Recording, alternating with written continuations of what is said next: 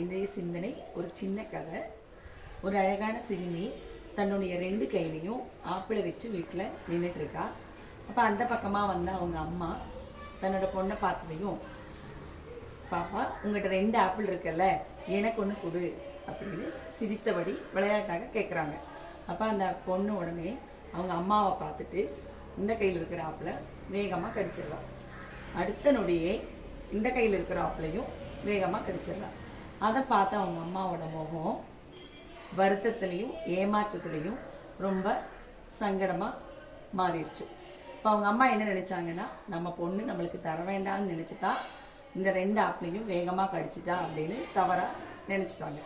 ஆனால் அடுத்த நொடியே அந்த பொண்ணு, அம்மா இந்த ஆப்பிள் தான் ரொம்ப இனிப்பாக இருக்குது, இந்த 2லேயும் இந்த ஆப்பிள் தான் ரொம்ப இனிப்பாக இருக்குது, நீங்கள் இதை எடுத்துக்கங்கம்மா அப்படின்னு அந்த பொண்ணு சொல்லிச்சு.